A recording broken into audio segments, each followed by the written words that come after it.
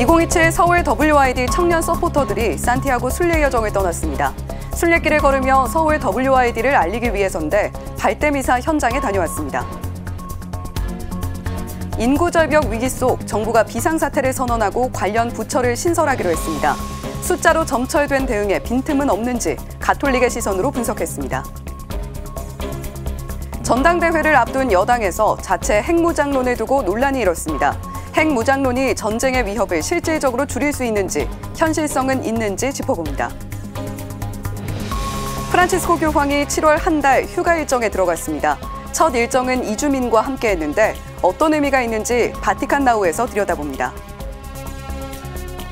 지난해 산업재해로 숨진 사람이 2,000명을 넘어섰습니다. 노동 현장에서의 안전 실태는 어떤지 인사이트에서 이야기 나눠봅니다.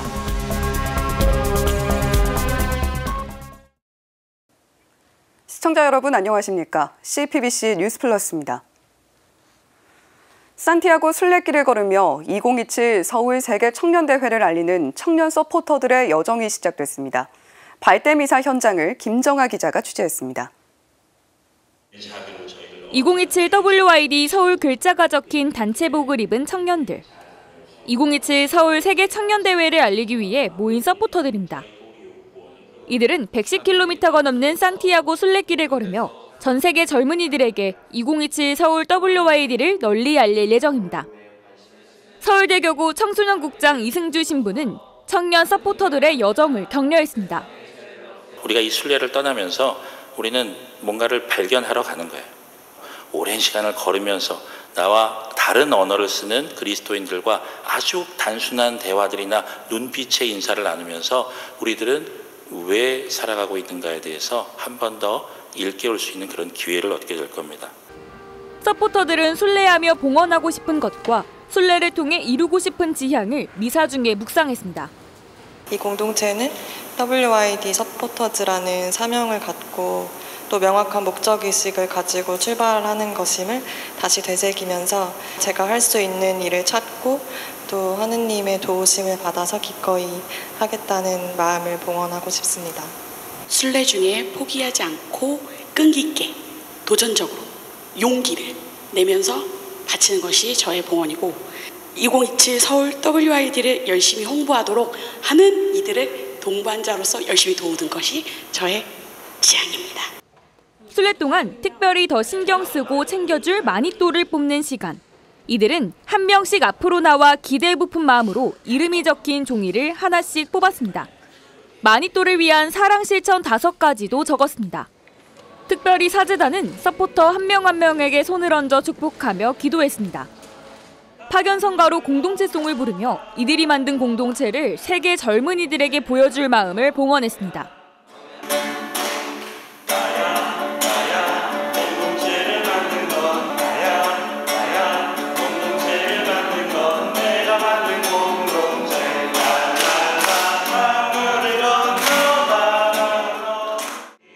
청년 서포터들은 서울 WYD를 세계에 알릴 사명을 안고 오는 24일까지 이어질 산티아고 순례 여정의 첫걸음을 뗐습니다. CPBC 김정은입니다. 정부는 지난달 인구 비상사태를 선언하고 모든 국가적 수단을 동원하기로 했는데요. 저출생 문제에 대한 정부의 대응을 가톨릭의 시선으로 들여다봤습니다. 김혜영 기자입니다.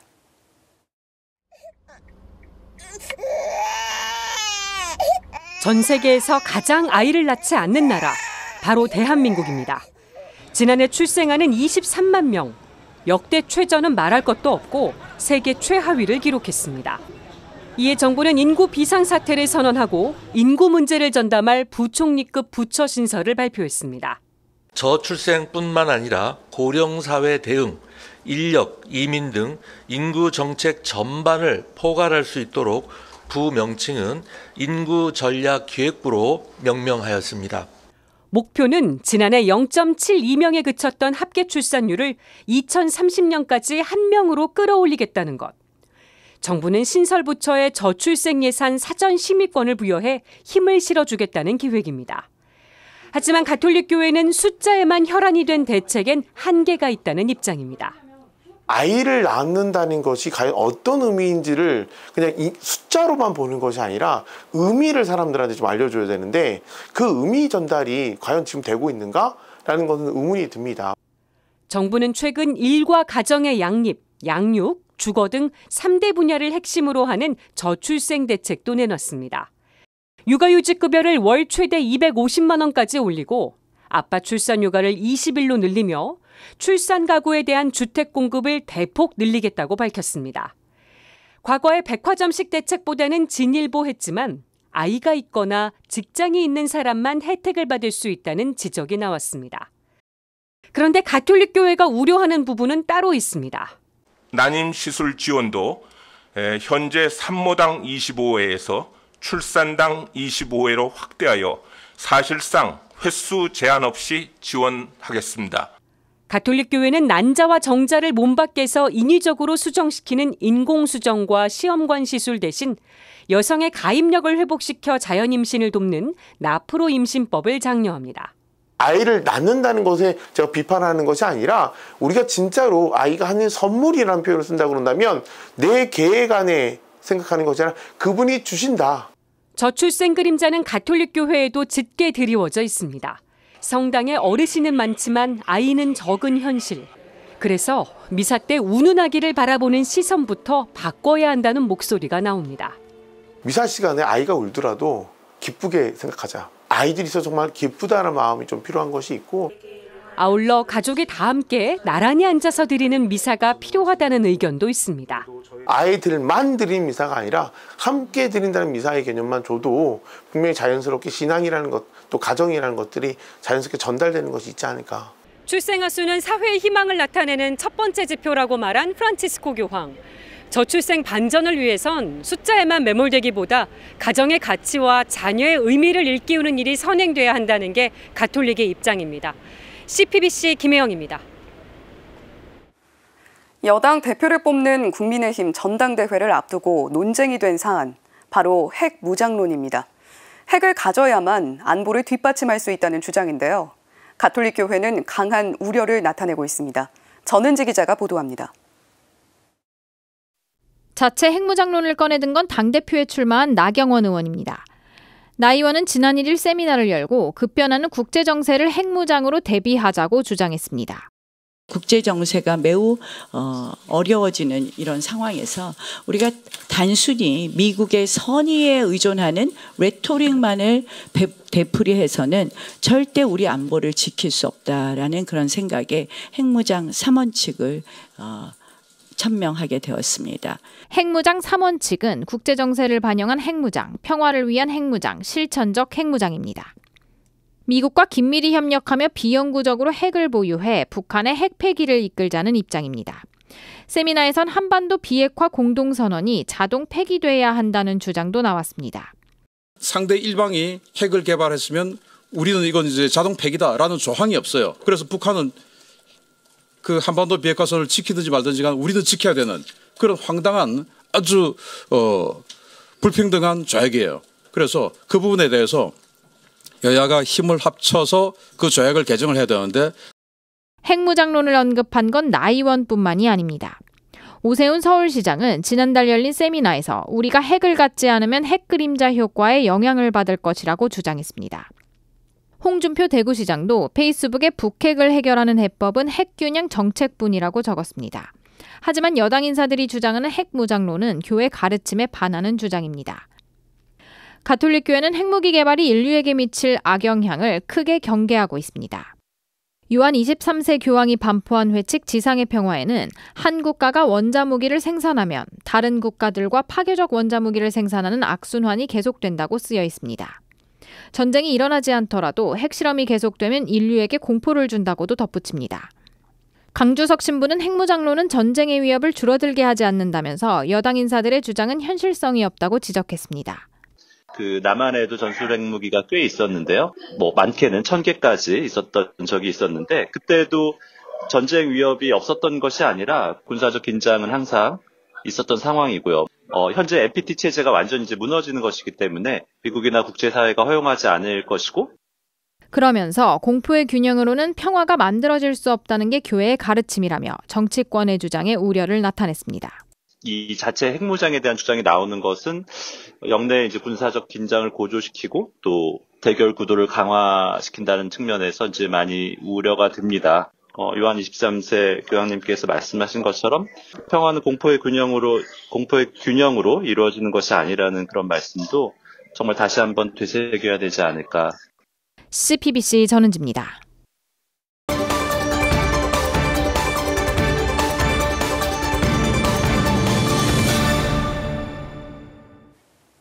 바티칸 나우 시간입니다. 프란치스코 교황은 7월 한 달 동안 공식 일정을 중단하고 휴가를 보내고 있습니다. 휴가 기간 첫 일정을 이주민과 함께 했는데 의미가 작지 않아 보입니다. 맹현균 기자입니다. 프란치스코 교황의 일반 아련은 휴가 기간인 7월 한 달 동안 열리지 않습니다. 하지만 비공개 일정은 계속되고 있습니다.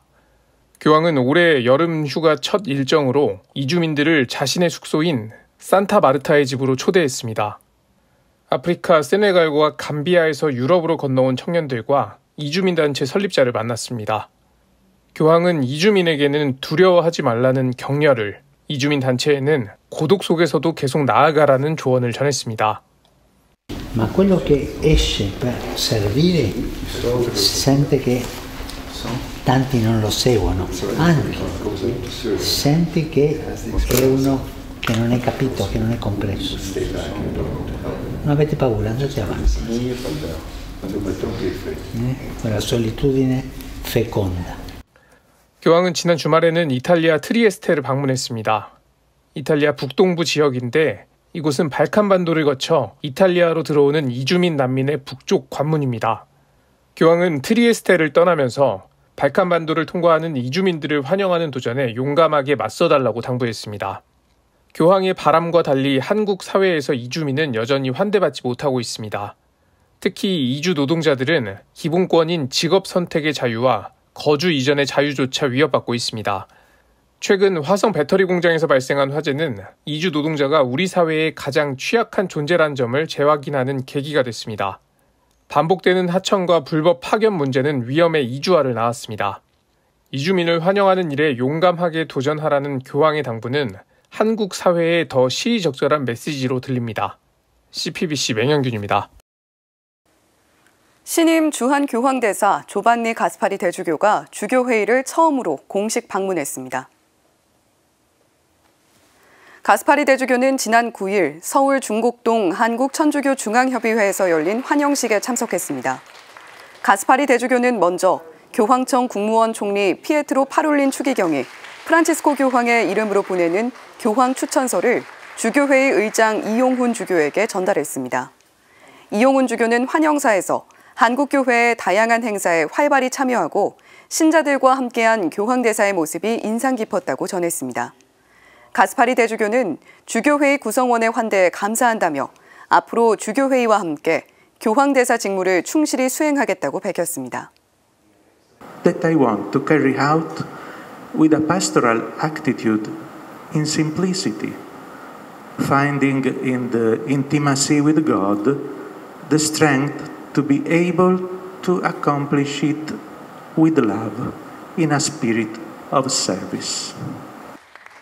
환영식 후 가스파리 대주교는 주교회의 상임위원회 주교들과 오찬을 함께했습니다.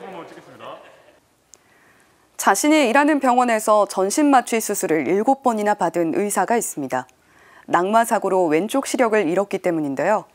최근 자신의 이야기를 책으로 엮은 청년 의사 서현주 씨를 윤하정 기자가 만났습니다. 인천의 한 검진센터.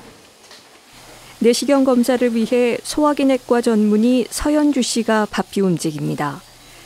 그녀는 다시 의사로 일할 수 있는 것에 감사하다고 말합니다. 의사로 또 30대 청년으로 누구보다 의욕적이고 활동적이었던 서 씨는 지난 2022년 11월 낙마사고로 당시 일하던 여의도 성모병원 응급실에 실려갔습니다.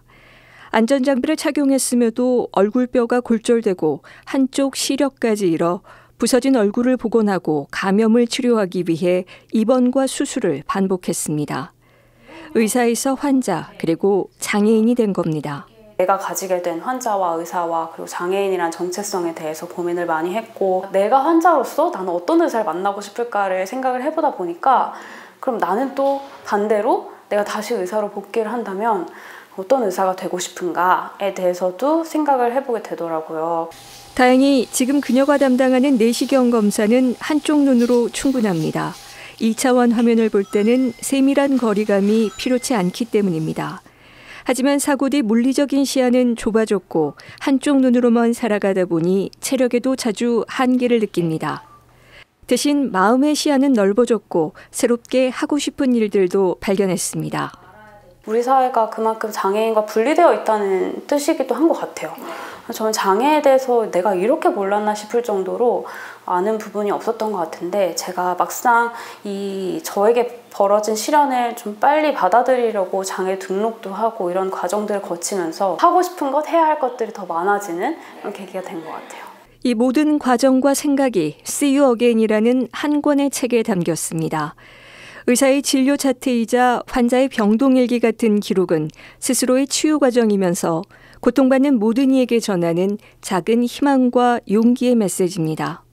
기록들을 다시 다 한번 정리하는 과정을 통해서 제가 다시 한 번 더 단단해진 것 같아요. 상처를 많이 받더라도 인간에 대한 애정을 계속 가지고 살았으면 좋겠다. 그래서 이 책이 또 그럴 수 있는 힘이 됐으면 좋겠다. CPBC 윤하정입니다. 인사이트 시간입니다. 지난 한 해 동안 산재로 숨진 사람이 2,000명을 넘겼습니다. 가족을 잃은 이들의 슬픔 어찌 헤아릴 수 있을까요? 건설 노동자였던 아버지가 5년 전 산재 사고로 숨진 것을 계기로 노동자 안전과 인권운동에 나서는 이가 있습니다. 고 정순규 씨의 아들 정석채 씨인데요. 일터에서의 안전과 산재 문제 얼마나 심각한지 오늘 인사이트 시간을 통해서 이야기 나눠보겠습니다. 어서 오세요. 예, 아버지 정순규 씨가 사고를 당한 게 2019년 10월이라고 들었습니다. 네. 해당 건설사가 문서를 위조한 사건도 있었던 걸로 알고 있는데 사건 개요 간단하게 좀 들어볼까요? 저희 아버지가 돌아가시고 한 시사 프로그램과 강은미 아가타 의원님의 국정감사로 인해 조작되고 은폐된 게 수없이 드러났지만 예. 재수사와 재조사는 없었고, 그리고 경동건설 측은 최초 신고 시에 아버지를 2m에서 추락했다고 특정지어서 신고를 했었고 예. 그리고 아버지한테 모든 책임을 전가하기 위해서 사문서 위조도 서슴없이 했었고, 그리고 사자 명예훼손도 했었고, 하지만 이게 지금 수많은 산재 사망도 그렇지만 저희 아버지는 벌금 2천만 원과 사문서 위조 벌금 2천만 원, 집행유예로 이렇게 솜방망이 처벌에 그친 사건입니다. 예, 가족을 잃은 것도 참 슬픈데 그 와중에 정말 많은 일을 겪으셨다라는 생각이 듭니다. 현재 다큐멘터리 영화도 제작을 하고 계시다고요. 어떤 내용을 담고 있는지 궁금합니다. 우선 제가 영화를 제작을 결심하게 된 이유는 우리나라 같은 경우는 음주 뺑소니나 살인 같은 범죄에 대해서 개인 대 개인 같은 이런 사건들에서는 국민들 모두가 크게 공분을 하는데 예. 제가 봤을 때는 개인 대 정부, 개인 대 기업 같은 경우는 솔직히 좀 무감각하고 좀 관심에서 좀 멀어지는 게 사실 좀 큰 것 같다고 생각을 하고 있거든요. 이거를 뭐 언제까지 국민의식이나 시민의식을 탓할 수도 없는 문제고, 그리고 또 덧붙여서 매년 2,400명씩 돌아가시고 있고 우리나라가 OECD 국가 중에서 산재 사망 1위인데도 불구하고 너무나 많은 가족들이, 너무나 많은 친구들이 죽어가고 있는데 이런 심각성을 깨닫게 하기 위해서 어떻게 해야 될까? 그래서 국민들의 공감과 이런 심각성을 좀 깨닫게 하기 위해서 영화를 이제 제작하기로 결심을 했었고 예. 지금 제가 봤을 때는 서울의 봄이나 1987 다음 소위 같이 극영화가 일단 최종 목표이고 예. 현실적인 문제에서는 다큐멘터리가 우선적으로 제작이 될 것 같아서 내년에는 이제 그러니까 상영을 하는 게 목표고 예. 그렇게 해서 아버지 사건뿐만 아니라 산재 참사로 너무 많이 돌아가시는 분들의 내용을 담으려고 하고 있습니다. 예, 다큐멘터리 형식으로 시작을 해서 상업 영화까지도 이어질 수 있는 그만큼 많은 이들의 관심을 필요로 하고 있다라고 말씀을 해주셨습니다. 가톨릭교회를 비롯해서 5대 종단이 산재 유가족들과 연대하고 있는데요. 교회의 이러한 연대 움직임이 좀 힘이 되십니까? 네, 엄청 큰 힘이 되고 사실 저희 아버지가 돌아가시고 경동건설과의 수많은 이해관계로 인해서 종교계, 언론계에 너무나 크게 외면을 받았었다 보니까 저는 이제 성산동 성당 여디디아 성가대 단원인데 저희 성가대 단원분들이 너무 많은 기도로 함께 해주셨고 특히 일주기에는 아무도 옆에 없었을 때 부산으로 함께 다 내려와서 연도도 함께 바쳐줬었고 이런 기도 힘들이 다 닿아서 천주교 모든 교구 상관없이 저희들에게 방패막이가 돼주셨고 방패막이가 돼주시면서 경동건설의 이제 악성 댓글 작업도 멈춰졌었고 이러다 보니까 저희같이 힘없는 유가족들에게는 너무나 큰 힘이 되는, 말로 형용할 수 없는 큰 힘이 되는 게 교회의 연대의 힘인 것 같습니다. 예, 연대라는 단어가 가지고 있는 그 힘이 얼마나 큰지 또 느끼고 있다라고 말씀을 해주셨습니다. 산재가 사라지는 날 과연 오긴 올지 그 날이 반드시 왔으면 좋겠는데 건설회사를 비롯해서 기업들과 정부에게 바라는 점이 있다면 어떤 게 있을까요? 제발 더는 손 놓고 있지 말라고 얘기를 하고 싶고 너무 많은 사람들이 죽어가고 있고 지금도 어디선가 돌아가시고 계시지만 이런 상황에서 저희같이 벌금 2천만 원, 사문수이조 500만 원이다 보니까 안전관리에 힘을 쏟을 이유도 없고 그냥 값싼 노동력으로 취급하다 보니까 지금도 너무 많은 가족들이 죽어가고 있거든요. 정부든 기업이든 사실 유가족으로서 큰 기대치는 없지만 그들이 본인들 가족들이 일을 한다 생각을 하고 부디 안전관리에 좀 힘을 쏟았으면 좋겠고 부디 사람들이 죽었을 때 크나큰 처벌을 받을 수 있도록 저희 유가족들은 제도적 발전에 앞장서서 좀 힘을 보탤 생각이고 더 이상 더 많은 유가족들이 생기지 않도록 힘을 보탤 생각이고 그거를 꼭 정부가 좀 심각성을 알아줬으면 좋겠습니다. 예. 인간다움을 좀 존중해주는 사회가 됐으면 좋겠다라는 바람이 듭니다. 지금까지 정석채 씨와 함께 일터에서의 안전과 산재 문제 이야기 나눠봤습니다. 오늘 말씀 고맙습니다.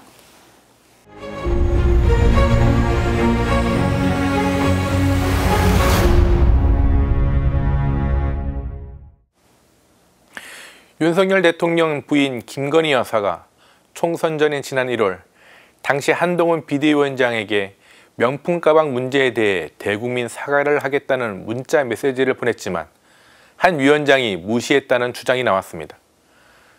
국민의힘 당권 주자들은 인간적 예의가 없다, 경험 부족이라며 한동훈 후보를 향해 맹폭을 가했습니다. 한 위원장의 무시로 국민의힘은 총선에서 참패하고 김 여사를 둘러싼 사태를 해결할 기회를 놓쳤다는 겁니다. 하지만 한 후보는 실제로는 사과를 하기 힘든 사정을 강조한 것으로 기억한다며 본인은 대통령실을 통해 사과해야 한다는 뜻을 계속해서 전달했다며 반박했습니다. 그렇게 반박은 재반박으로 이어지고 김 여사의 문자 메시지를 둘러싼 논란은 더욱 커져만 갑니다. 김 여사와 한 후보 두 사람만 알 수 있는 문자 메시지가 어떻게 공개되었는지, 왜 김 여사는 다른 이도 아니고 한 후보에게 명품 가방 문제에 대해 의견을 물었는지, 문자에 나오는 댓글팀은 무엇인지, 문자 메시지를 둘러싼 궁금증은 꼬리에 꼬리를 물고 있습니다. 무엇보다 문자를 보고 있으면 김 여사가 국정에 깊숙이 개입하고 있다는 느낌을 지울 수 없습니다. 한 후보도 김 여사의 문자에 답을 주고받았다면 야당이 국정농단이라고 했을 것이라고 말한 것처럼 대통령 부인 김 여사가 대통령실을 거치지도 않고 여당 비대위원장과 직접 국정에 대해 의견을 물었다는 것 자체가 놀랍습니다. 지금 정치권에선 김 여사가 장차관, 정치권, 문학의 인사, 언론인, 유튜버 등과 수시로 전화하거나 문자를 주고받았다는 얘기가 넘쳐나고 있다고 합니다. 어떤 내용인지에 따라 심각한 문제가 될 수도 있어 보입니다. 이런 일이 처음은 아닙니다.